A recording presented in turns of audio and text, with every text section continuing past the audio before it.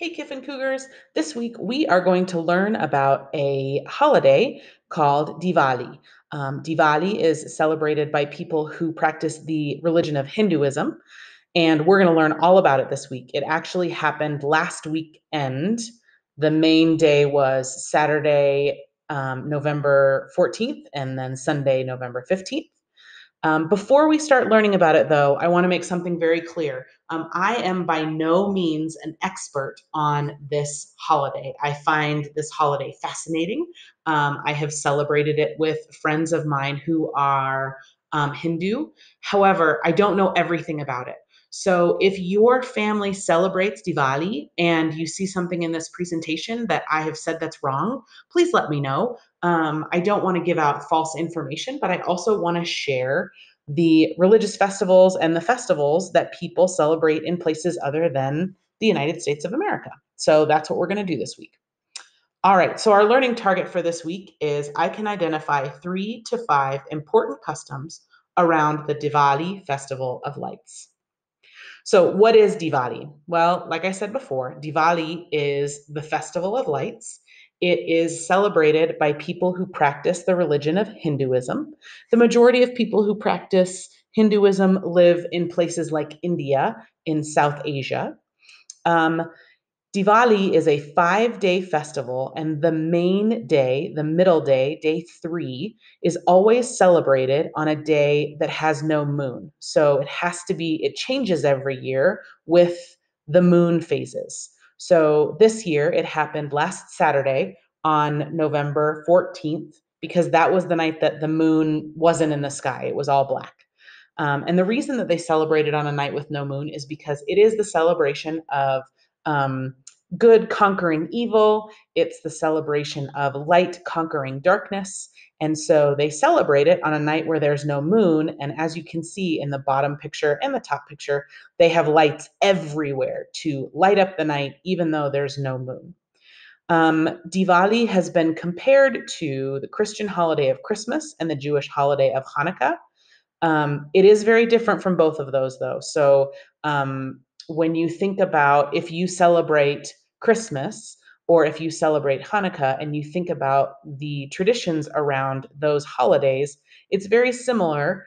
However, the story behind each one of those holidays is very different. So there are some things that are similar and there are some things that are different. Okay, so we're going to learn some vocabulary that is common and associated with Diwali, and that is 4 words, and we're going to go over each one of them right now.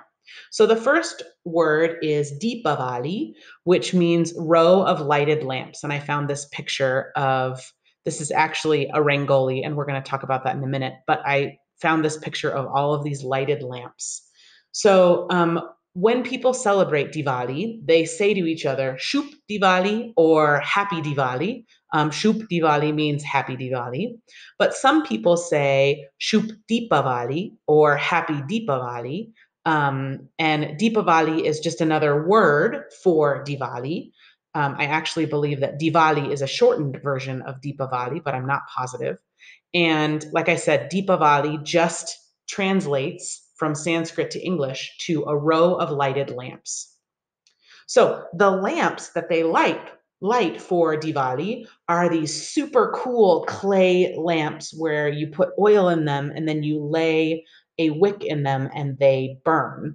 And this middle picture is a very simple diya. This word is diya, by the way. It's a very simple diya, but it's still effective. It's letting off light.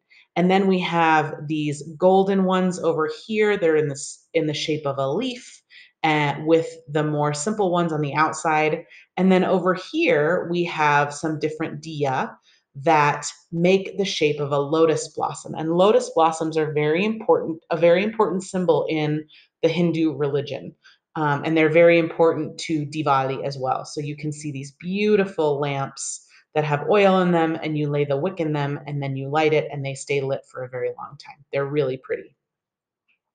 So, like I said, one of our vocabulary words is Hinduism, and it is the religion that is practiced by many people in Southern Asia. Hinduism has gods that are different from the Western idea of God. If you are a Christian or if you are Jewish, you believe in one God.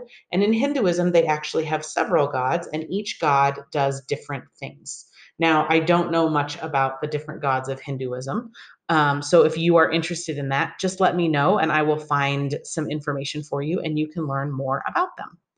Rangoli is an art form that is made up of bright colors and patterns. And for Diwali, families decorate the outside of their homes with beautiful Rangoli patterns. And they create those using, sometimes they use rice and seeds, like this picture right here. This is made out of rice and different seeds. Sometimes they use colored sand, like this peacock right here is made out of colored sand, and so is this one. And then sometimes they use lots of different things. And look at that, this one also has diya all the way around it. So Rangoli is an art form, and they create Rangoli to beautify the outsides of their homes. Um, and one of the things that I find so wonderful about Diwali is the bright colors and the lights and the bright colors. It's a very bright holiday. All right, so like I said before, Diwali is 5 days long. And the third day is usually the night that has no moon. So on day one, this year, that was Thursday, November 12th, is the day that families prepare for the Diwali festival. They clean their homes, they get ready, they start the cooking for the large feast on the third day. And so the first day is just really getting prepared. The second day, they decorate.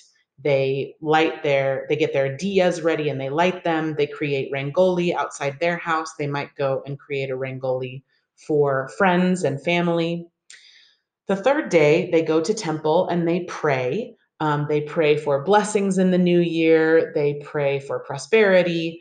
They have a large feast and there are fireworks at night. And they stay up really, really late, enjoying the fact that the light from all of the lanterns and the lamps that they've lit are chasing the dark away.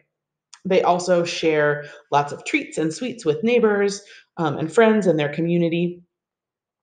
And then day four is technically the first day of their new year, where they visit friends and family. This is also the day that traditionally husbands and wives give each other presents. And the reason that that's important is because day five is the celebration of relationships between brothers and sisters or siblings. And so the whole family enjoys a meal together, and then brothers and sisters give each other gifts. So you can kind of see how people would compare it to Hanukkah and Christmas because you spend time with family, there's prayer, and there is gift giving. But again, the reason for it, the story behind it is very different. But there are definitely some similarities there. They celebrate, they decorate, they pray, they share meals with family, and they also exchange gifts. All right, so to complete your must do for this week, you need to watch one more video. It's on the slide. I will show you the slide here in just a second. It's called the Diwali Festival of Lights. And then this week, you have a choice. You can either film a Flipgrid where you tell me 3 to 5 facts that you learned about Diwali, or you can fill out a Google form where you type out 3 to 5 things you learned about Diwali. I know that some of you don't like filming Flipgrids, and so I wanted to give you an opportunity to share your learning in a different way. But I know that some of you do enjoy filming Flipgrids, and if that's something that you want to do, you are welcome to film a Flipgrid as well. If you have any questions, just email me. Okay, I forgot that just a second ago. I told you guys I was going to show you your slide. And so I wanted to show you one more time how to complete your must do. So when you look at your slide in Google Classroom, there's going to be another square of video right here. And it's the video that I'm recording right now.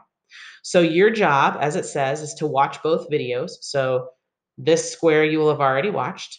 watch this video, and then you can choose to either click here and submit a Flipgrid or click here and submit the Google form. If you choose the Google form, you will have to type out your answers. And if you choose the Flipgrid, you will have to record your answers. And again, you're just going to share 3 to 5 facts about what you learned about Diwali. If you have any questions, just let me know.